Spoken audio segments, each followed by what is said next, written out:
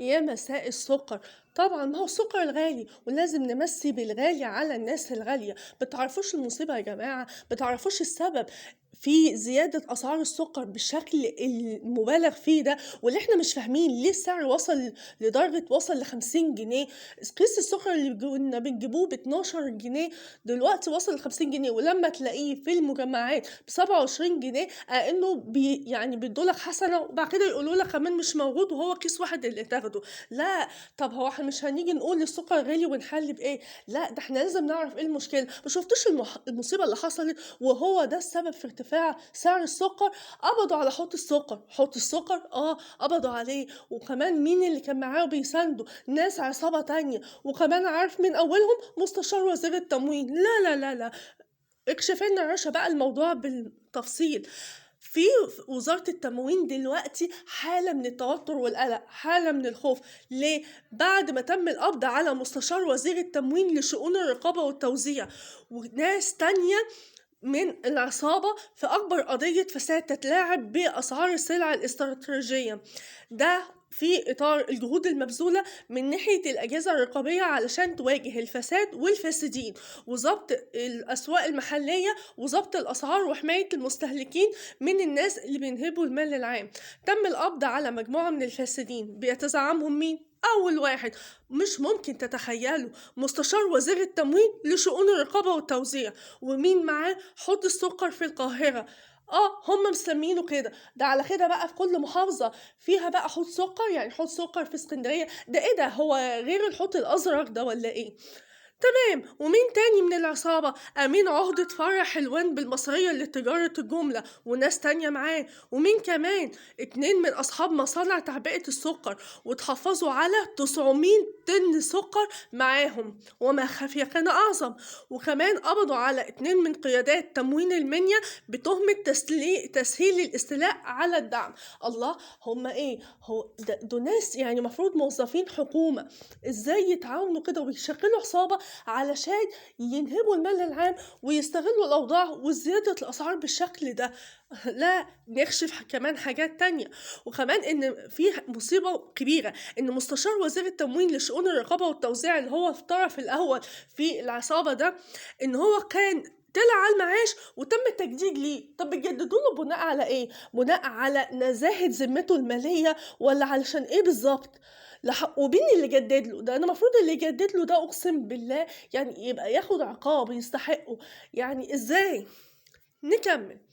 في مصادر مطلعة في وزارة التموين كشفت عن قيام اللواء أحمد حسنين رئيس مجلس إدارة الشركة القابضة للصناعات الغذائية إن هو قدم استقالته، وتحويل الدكتور محمد عاطف رئيس مجلس إدارة المصرية للجملة الأموال العامة، وبدء التحقيقات معاه.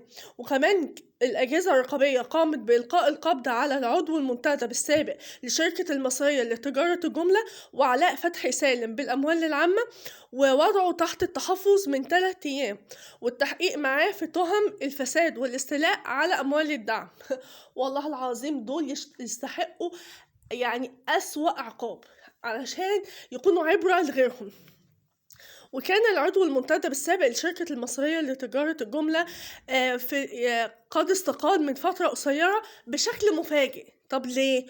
وزارة التموين موضحتش أسباب استقالته إيه، وما قدمتش أي تفسير إن هي كانت استقالة ولا إقالة. يعني هو استقال بكيفه، وده اللي ما أظنش عليه إن هو واحد يمسك كرسي في الحكومة وإن هو يسيبه. الكرسي بالنسبة لهم ليه إغراء علشان بيحقق أهدافهم وأطماعهم، فعشان كده دول بيبادوا كده مغري اسود جاي فيلزقوا في الكرسي وما يقوموش من عليه فهو يستقيل. لا، ده هو اكيد اقيل. يعني اقيل يعني ايه؟ ان هو اجبروه على الاستقالة. ايه الاسباب؟ محدش قال. ودلوقتي احنا عرفنا ايه اسباب ازمة السكر، بس بعد ما تم القبض على العصابة دي هل السكر هيرجع ليه سعره تاني الطبيعي ولا ايه؟ حتى يا جماعة بالنسبة في ظل غلاء الأسعار 27 جنيه ده غالي جدا. نكمل. في تضارب ما بين تصريحات التموين والواقع. يعني ايه التضارب ده؟ النائبة فاطمة سليم عضو مجلس النواب تقدمت بطلب إحاطة للحكومة ممثلة في وزارة التموين بشأن أزمة ارتفاع أسعار السلع الغذائية بشكل غير مسبوق، يعني مش سكر بس، لأ ده ارتفاع أسعار السلع الغذائية كلها بشكل غريب، مش لاقيينها، مش عارفين نلاقيها من هنا ولا من هنا ولا من هنا ولا من هنا، كل حاجة.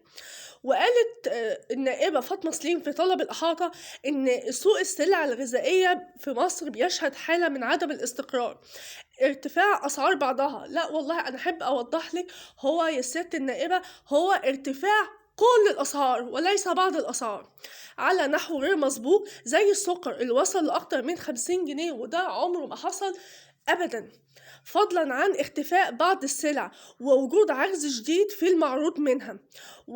والنائبة فاطمة سليم قالت إن الأزمة دي بتيجي في الوقت اللي بيؤكد فيه وزير التموين إن في مخزون استراتيجي بيكفي شهور. يعني لما يطلع لنا وزير التموين ويقول لنا إن مفيش أزمة في السكر، ويجي يقول إن في مخزون بيكفي شهور، طب يا سيادة الوزير ما تنزل كده في السوق وتشوف الناس ومعاناتها، انزل اسأل الناس ويجي يخش معاها في حوارات وشوف هل في أزمة فعلا ولا مفيش أزمة، وفين المخزون اللي انتوا بتقولوا عليه إذا كان الناس أصلا مش لاقياه. ما هو المستشار هو بتاع وزير التموين طلع أول واحد في العصابة قال يجي يقول لك مفيش أزمة ايه. فضلا عن ان بعض تلك السلع لديها في مصر لديها اكتفاء ذاتي منها. ازاي؟ والله مش لاقيينه يا حاج. أوضحت عضو النواب إن حالة التضارب ما بين تصريحات الحكومة اللي بيقولوا إن مفيش أزمة وإن الدنيا حلوة وفري، وما بين الواقع بيؤكد إن في غياب حقيقي الأجهزة الرقابية. لما الحكومة بتقول لا مفيش أزمة وإن في مخزون بيكفي شهور، وفي حالة الواقع وعلى أرض الواقع وما بين الناس إن ارتفاع الأسعار جامد جدا ومش لاقيين، واختفاء السلع الأساسية للناس، فده بيؤكد تضارب في الأقوال ما بين الحكومة ما بين أرض الواقع والناس.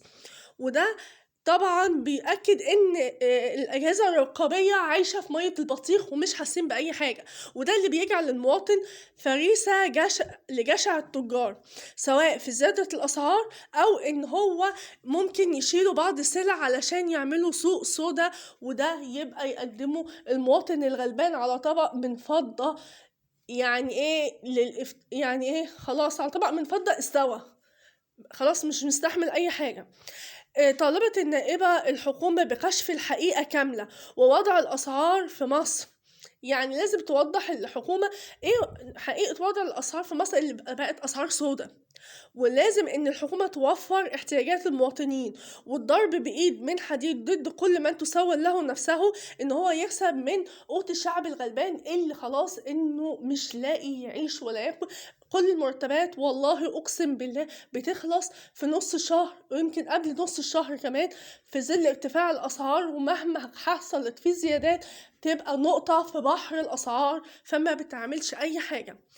قامت الأجهزة الرقابية بإلقاء القبض على مسؤولين في شركة المطاحن للتلاعب كمان في منظومة الدقيق المدعم، يعني كمان من السكر، ما هو الفساد في كل ناحية بقى، كمان بيلعبوا في الدقيق المدعم. ومن المنتظر بأنه يتم الكشف عن كثير من التجاوزات بشأن ملف القمح في الأيام اللي جاية، وده بعد ضبط الأيادي الخفية اللي اتلعبت بأسعار السكر وتسببت في حبسه عن إن هو يبقى مطروح للناس بغرض إن هم يكسبوا ويتربحوا من وراه ورفع أسعاره بشكل غير مبرر. ده مش سلعة أساسية، السكر مش سلعة أساسية، فما بالكم بالسلع الأساسية اللي بدأت تختفي وفي نفس الوقت الزيادة رهيبة في الأسعار.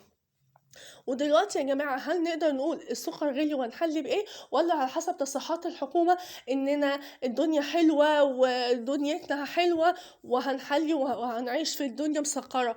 يا جماعة بالله عليكم، الحكومة اللي بتقول تصريحات وبتحسب كده إن هي يعني بتبشروا الناس بإيه؟ كل شوية يقولوا لنا مثلا لا الدنيا حلوة والأسعار مفيش أزمة وفي مخزون، ننزل نشوف الأسعار في الأسواق نتفاجئ ونتصدم، وزي ما على رأي كده يقول لك ايه، خدت الصدمة.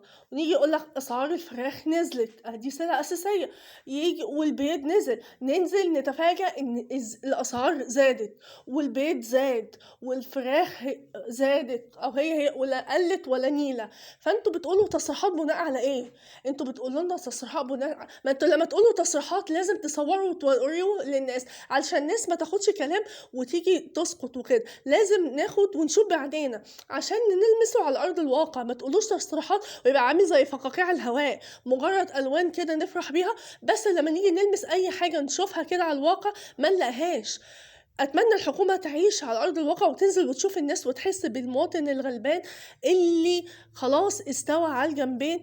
لا، في ظل ارتفاع جميع الأسعار الأساسية حتى غير الأساسية، كل حاجة بقت غالية، كل حاجة بمعنى كل حاجة، أكل شرب لبس عفش شقق، كل حاجة غلت بقت نار، كل حاجة الناس مش عارفة تعيش.